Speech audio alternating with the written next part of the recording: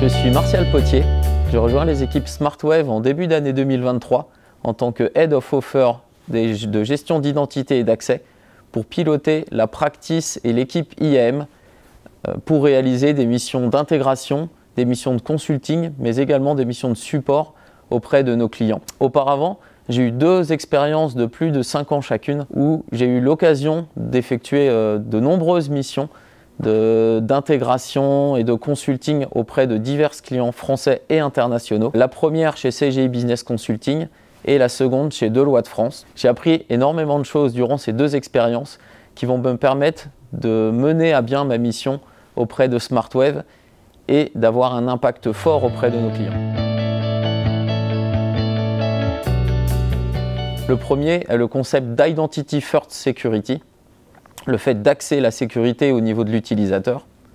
Le second est bien sûr l'authentification forte liée à l'authentification multifacteur et MFA.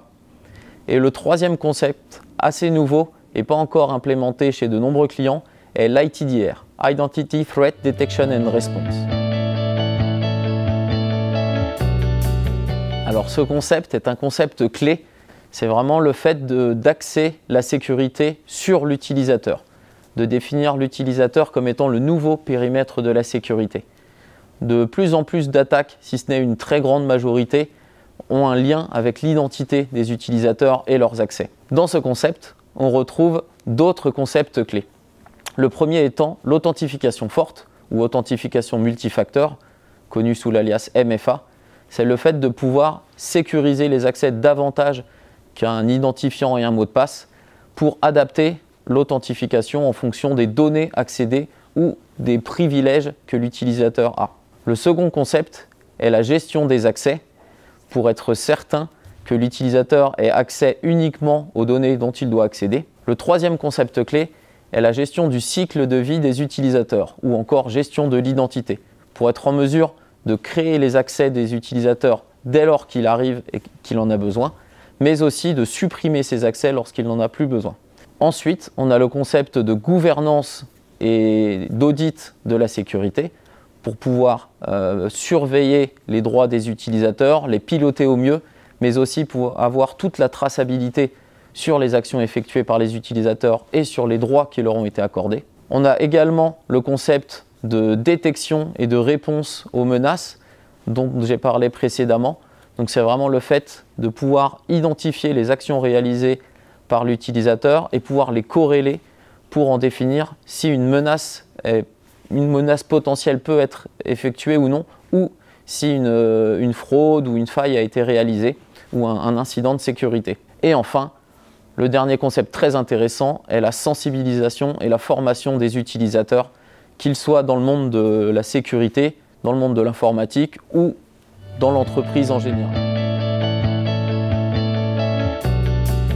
La plupart des gens connaissent le MFA, ne serait-ce que pour l'utilisation de leur téléphone avec le lecteur d'empreintes ou la reconnaissance faciale, mais ce concept est encore assez novateur pour beaucoup d'entreprises.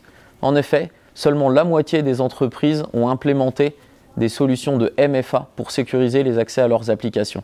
C'est beaucoup trop peu. Par contre, il ne faut pas implémenter le MFA partout et bloquer les utilisateurs pour accéder à leurs ressources.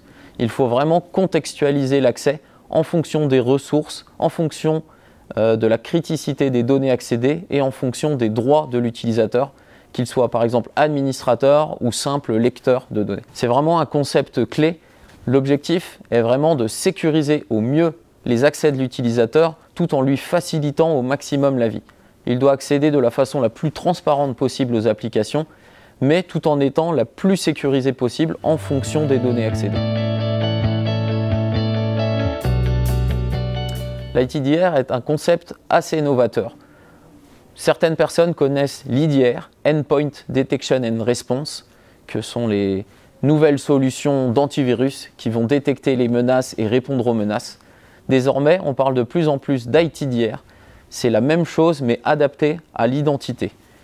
Ces solutions d'ITDR permettent d'identifier quelles sont les actions réalisées par les utilisateurs, de corréler l'ensemble des actions réalisées, l'ensemble des droits des utilisateurs pour détecter les incidents et pouvoir répondre le plus rapidement possible aux incidents. aujourd'hui, une identité usurpée met plus de 250 jours en moyenne à être détectée.